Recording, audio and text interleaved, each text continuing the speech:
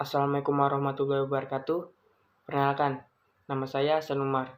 Saya dari Fakultas Keguruan dan Ilmu Pendidikan, Prodi Pendidikan Bahasa dan Sastra Indonesia, Universitas Islam Sultan Agung Semarang. Di sini saya akan menceritakan tentang novel Tenggelamnya Kapal Van der Wijk, karya Buya Hamka. Kisah ini berawal dari tokoh utama yang pergi dari Makassar ke Minang atau Batipu. Tokoh utama bernama Zainuddin. Ia adalah seorang yatim piatu yang dirawat oleh Mabase, pengasuhnya. Setelah ia berada di Batipu, ia tidak disambut baik di sana. Tapi ada seseorang perempuan yang memikat hatinya, yang bernama Hayati. Hayati juga seorang yatim piatu. Ia tinggal bersama mamanya. Mamanya adalah tokoh adat di Batipu. Tapi hubungan Zainuddin dengan Hayati tidak direstui oleh adat yang ada di sana. Karena Zainuddin dianggap orang yang tidak bersuku atau orang Makassar. Setelah itu, Zainuddin diusir oleh tokoh adat yang ada di sana. Ia pergi ke Padang Panjang. Sebelum ia pergi, Hayati menemui Zainuddin dan berjanji akan sehidup semati bersama Zainuddin. Zainuddin yang awalnya pergi dengan rasa sedih, sekarang ia pergi dengan rasa gembira dan semangat. Ketika ia berada di Padang Panjang, ia menuntut ilmu dan pergi mengaji di sana.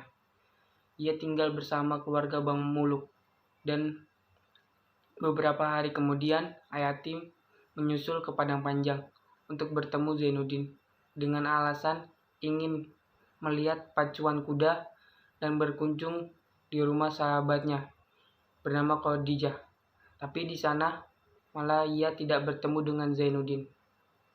Setelah Hayati kembali ke Batipu dan Zainuddin di Padang Panjang, ia mendengar kabar kalau Mamase telah meninggal dan meninggalkan warisan untuk Zainuddin. Zainuddin bersedih karena ditinggal oleh Mamase, tapi ia kembali bersemangat karena mengingat Hayati. Ia mengirim surat untuk melamar Hayati bersama surat Uda Aziz. Tokoh adat yang ada di sana akhirnya melakukan musyawarah untuk memilih siapa yang pantas menjadi suami Hayati. Akhirnya Uda Aziz lah yang diterima dan menjadi suami dari Hayati. Zainuddin yang mendengar berita Hayati sudah menikah, ia jatuh sakit keras. Tetapi Bang Muluk menasihati Zainuddin agar tidak sakit hati karena seorang perempuan dan memutuskan pergi ke Batavia untuk menulis hikayat-hikayat di Batavia. Zainuddin sangat sukses dan ia pergi ke Surabaya untuk mendirikan penerbitan sendiri. Tak lama kemudian, Aziz dan Hayati pergi ke Surabaya, tapi tak sesukses Zainuddin.